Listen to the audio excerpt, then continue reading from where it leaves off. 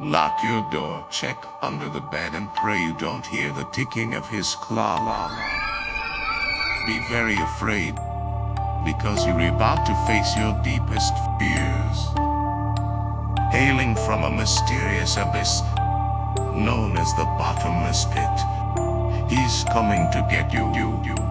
Be very afraid, because you are about to face your deepest fear. Hello again, everybody. Welcome to Road Trip After Hours. Of course, I'm Mac Davis. I'm your host, along with my WWE Hall of Famer co-host, Mr. Teddy Long. Hey, Teddy, how you doing, man? Hey, I'm doing good, Mac. I wanted to check your volume there. You was breaking up a little bit there when you was talking to me. Is that really on your end, or is you just mess up like that all the time? Probably me just being too damn loud. Do you just mess up all the time, or was that a technical error? Look here, I am not going to start with you today, Miss Daisy. That is not going to happen. You're not going to get me in a bad mood or start me off on a bad foot, because I got a guest in here. I've been waiting to get in here for quite some time, and he's a good friend of yours, Teddy. You want to introduce who our guest is today? Oh, yeah, man. I got no problem introducing our guest today. My man, he's been a great friend of mine, since the first day I met him in professional wrestling. One of the nicest guys that you could ever meet. I mean, if you look at the character and then you look at him, you'd be amazed. And I know this can't be this guy. So he's just so nice. And man, I seen he was trying to learn the ropes, in wrestling and stuff. And, he was having a hard time because sometimes in this job here, nobody won't tell you anything. You have to, like, it's on the job training. So that's the position I was in, and that's the position that he was in. And so that's why I said, man, I'm going to help him and make sure, if you want to listen, then, I'll help him and see if we can, make everything work. So without further ado, let me introduce to you, ladies and gentlemen, the legend, WWE legend, the Boogeyman, alias Marty Wright. What's going on, guys? How you doing, Mr. Long? I appreciate you guys having me on, you and Brother Mac. And it's a real honor to be here, man. I thank you so much for finally allowing me to be on the show. Thank you, Mr. Long. Well, Boogie has been after us to do this show for quite some time. He's actually stopped me on several occasions saying, don't forget, I want to be on the show. And so we got him in here. But I've wanted you on the show for quite some time, Marty, because for me, it's interesting. I saw you without makeup the first time. It was in North Carolina at a show, and you were just in the room watching the ring and what the action was in the ring. And it was the first time I got a glimpse behind who was the Boogeyman, in case anybody is wondering who we're talking about. Marty Wright, the Boogeyman, was big in WWE, still one of those faces. If you go to a show, any one of the shows that Teddy and I go to, his line goes on forever because people love that character, Boogeyman. But before you became that character, how'd you get into wrestling? Well, wrestling was something I've always wanted to do. I grew up watching wrestling back in the NWA days, Gordon Soley down there in Florida, Sunshine State, that kind of deal. And so I've always watched it. And of course, as everyone else knows, wrestling is an event or something. It's a family time spent event that's being watched with your dad, your uncle, grandma, cousins, aunt, and so forth. You grow up wanting to be these superstars. But prior to wrestling, I played football before WWE. Once my football career ended, then I started getting into the acting, and then I wanted to be a stuntman. Okay, and what led me to the Tough Enough show. My agent at the time, Roxanne Miller, God rest her soul, she passed away. She said to me, Marty, you should do this Tough Enough thing. I think it was like the fourth season that WWE was having one. I think it was actually the final season before they just recently kicked it back up. They just kickstarted it back again. But prior to that, I was doing acting. So I did a few roles with Oliver Stone and Oliver Stone. It was Michael Bay, and in Any Given Sunday. These are heavyweight names you're bringing up here, Marty. Yes. But that was my ambition. I wanted to become an actor and so forth. So, but my agent sent me out to the Tough Enough show, and but of course everyone knows the story about the Tough Enough, the 30. I know Teddy Long knows, and I still do. Teddy, am I right? Are you familiar with You're the exactly whole right. 30 story? Huh? You're Sir? exactly right. Yes. Yes. So after that, I went there with the impression in mind. I had to do something to come up with, just to get myself in the door, because I didn't know anyone in wrestling and so forth. So, but I was 40 at the time, and I wrote down that I was 30. Okay, just so that I can get in and just get my foot in the door. Although I may have thought I looked 30, but I was actually 40. So, but I kept rehearsing over and over and over to actually believe that I was 30. But anyway, I went in there with a plan, not telling everyone to go out there and lie to get to where they want to go. But I knew I had 2 to 3 days to show myself, to prove myself. And with that, I think it's the third day they came back and they've done their research, and they said, "Well, Marty, Mr. Wright, how old are you?" And I was like, "Oh fuck!" I said 30, and then he goes, "All right, Mr. Wright, how old are you?" I said 30, and they kept asking me at 30. But I got to the point where I was saying, Mac and Mr. Long, to the point where don't ask me anymore. I'm 30, So then it says, "What do your license say?" So they said, "Go get your license." Oh no! So I got out of the ring and I walked maybe. I took maybe an hour to walk 100 yards. I mean, I was just, oh my God, this is my last thing. And I had done very well on the obstacle course. I had done beat out everybody and done my thing. And I graded pretty high. And the one thing I did do to separate myself from everyone else, although they were all underneath the canopy and when it was time to go eat and so forth. Well, I went there on a mission. I went there to get a job. I wasn't going to leave home without a job.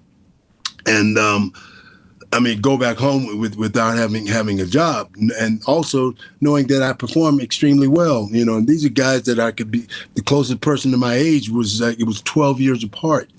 Okay, so in any case, in a short, making a long story short, I ended up getting a job. I wouldn't leave. So they asked me to leave. They asked me to get off the set, but I wouldn't leave, Mac and Mr. Long. I wouldn't leave.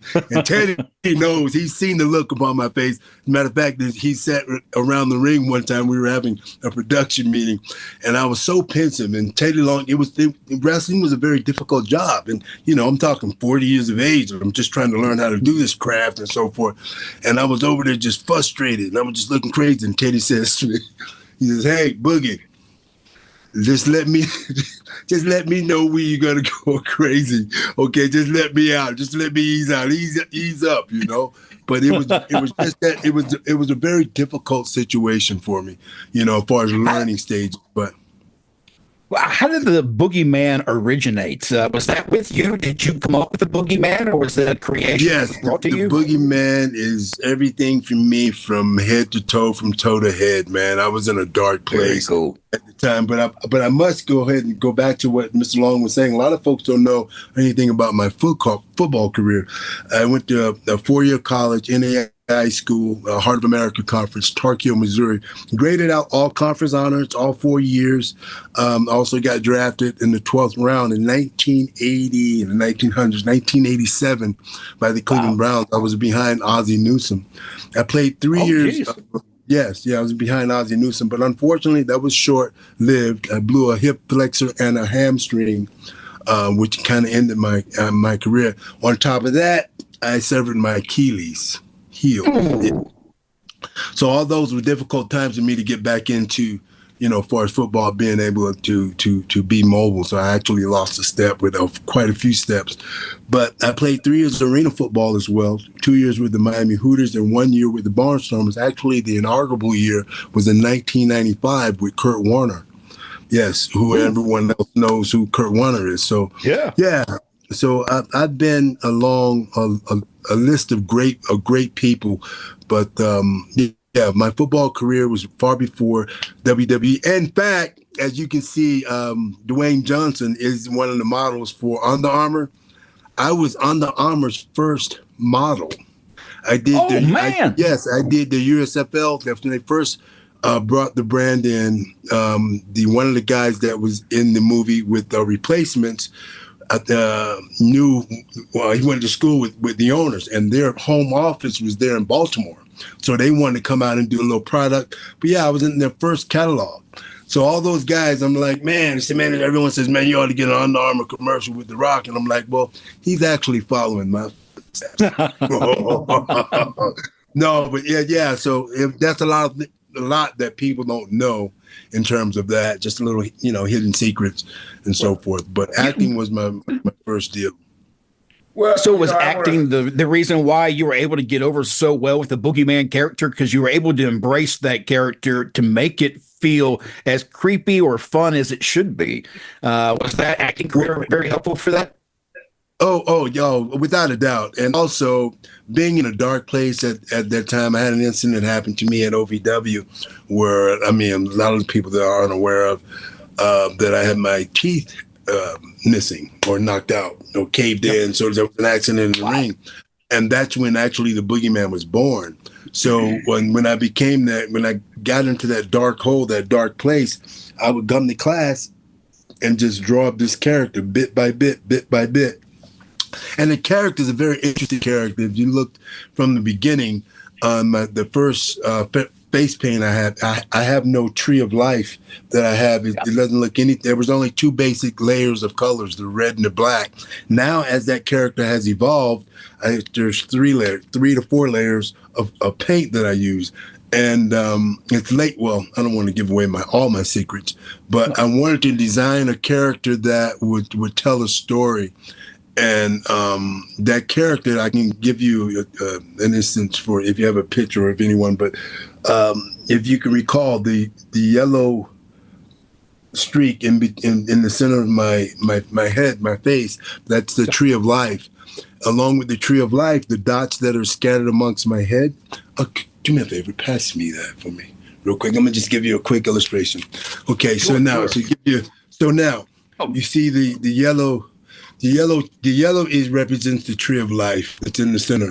The dots that are scattered amongst my head, the yellow, the white, and the black are the forbidden fruit that are falling off the tree.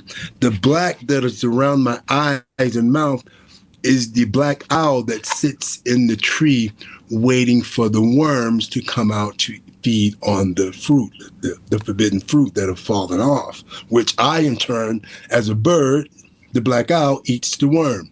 So, and that is a symbol of Native American, the broken promises United States government broke with the Native American. That's a tribute to my grandmother. I wore this mohawk since I was in college.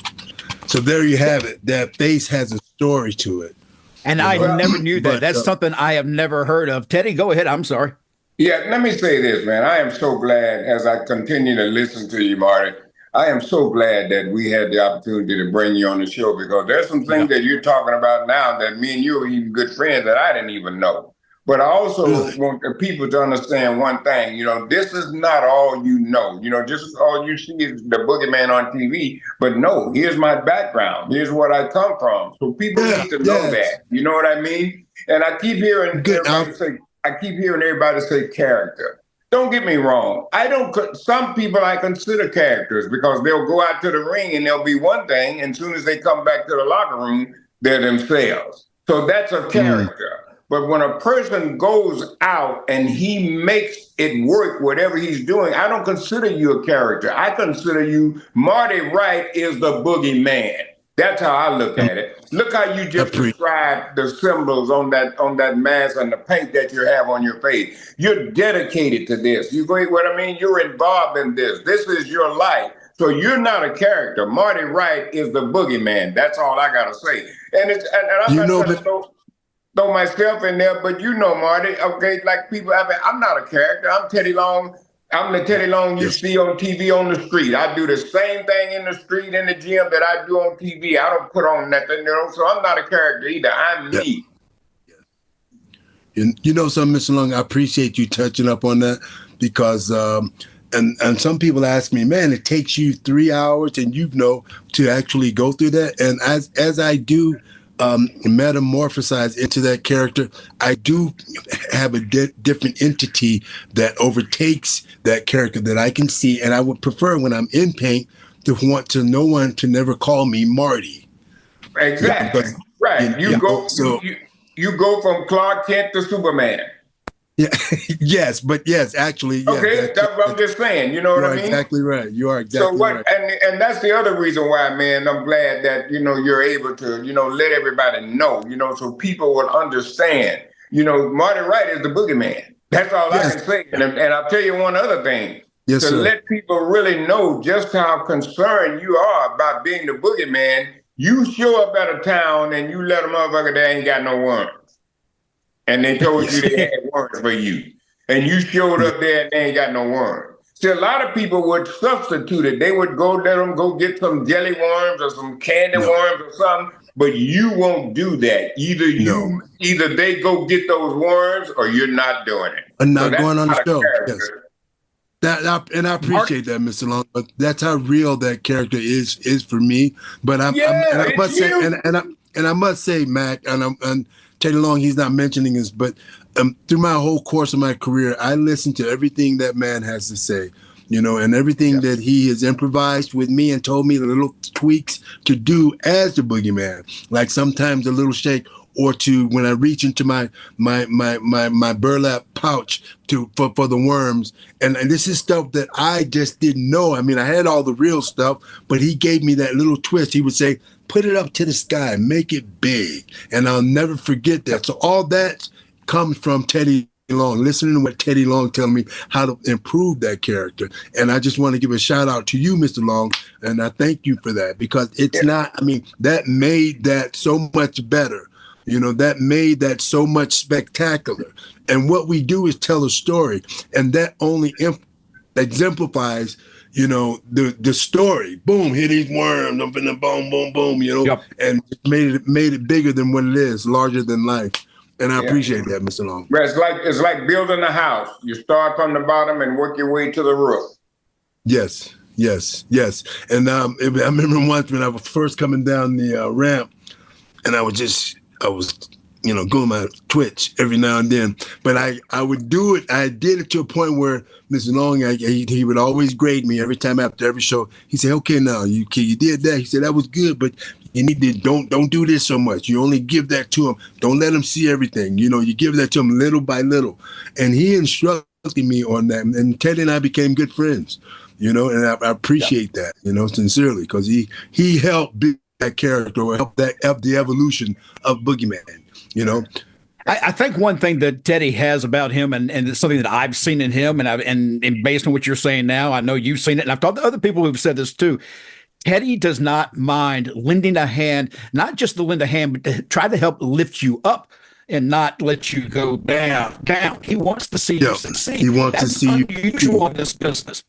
Yeah, he wants to see you succeed. I can always say he's always been that type of person towards me. He's always shown me good friends. He's always told me the truth, But I appreciate you guys having me on. And a lot of people don't know that I did bodybuilding for 7 years. I won the Southern States, qualified for nationals, but I run a boot camp here now. That's where my passion is, just lifting weights to what I do as far as helping people, inspire other people to be the best versions of themselves. And my boot camp here at Tava Waters in Denver, Colorado, where I live. I'm also hosting my 8th annual fitness challenge coming up in August, possibly. I'm not confirmed on the date yet, but Mr. Long, he puts a shout out for me. Mac, I would appreciate if you even put a shout out for me. Get people out here and get out and work out and exercise and enjoy life, because without that, man, that's the only thing that we hold, we have control of. And speaking of exercise, that gentleman on the other side of the microphone, Mr. Teddy Long, when we rode together, we would always ride. We'd always find a town. First thing we do, we go find a gym. We go straight to the gym. And I tell you, Mac, I thought I was in pretty good shape. You know what I mean? And this and that. Teddy Long, first time I went to the gym with Teddy Long, brother, look here, man. And he had the freaking the treadmill or elliptical. Yep. He had the fucking piece of cardio equipment smoking. I mean, seriously, and he's sitting there talking, dripping sweat. I mean, seriously, but he does it from soon as we get in there to the time we leave. But that's one thing I can respect about T-Long. We always worked out, and that's another thing. When we rode together, the first thing we got to find a good gym and find us a good Golden Corral or somewhere where all you can eat. Yep. With Mr. Long, where we go. Now, Boogie, I do want to say for the people who are watching right now, go to Boogie's on his Facebook page. I think, where's your workouts? Where am I seeing your workouts? That's on your Facebook page? On my Instagram, real Boogie coming to get you on my Instagram. Like you said, it's a wide range. I try to make exercise like heaven. You know what I mean? It's a place where we all. One thing I do want to mention, Marty, is that I'm surprised because as we've been talking, I've known you for a couple of years now because of Teddy, and we've talked many times. I have never thought, and I'm just taking a shot in the dark, that you and I are probably about the same age. And if that's the case, and I believe we are, you are in incredible shape. When I see what you can do and what you have done to support so many people into getting into the shape, and you can follow this again on Facebook or Instagram, wherever he is, he does things that will blow you away. And you'll see the real Marty. That's who you're going to see. Thank you so much, man. I appreciate that, Mac. But yeah, exercise is part of my life. It's one of the things that I know that I'm abundantly gifted with. That's something that nobody can ever take away from me or can take away anything else. Your health is your only thing that you truly have control of yourself. Everything else outside of that, outside of the shell of this body, I'm not going to take it with me. Everything I'm taking with me lies within my year. Absolutely correct. No. Well, Boogie, I certainly appreciate your time. Teddy, anything else before we go? Oh, man, I'm just enjoying every minute of this, I am man. Too. What a pleasure it is to have Boogeyman on, and being himself, Marty Wright, talking about his workouts, his boot camp is coming up, and I'll always send a big shout out to that. But we'll make sure that we cover that right here on the podcast. We'll make sure we cover that boot camp for you and let everybody know what's going on now.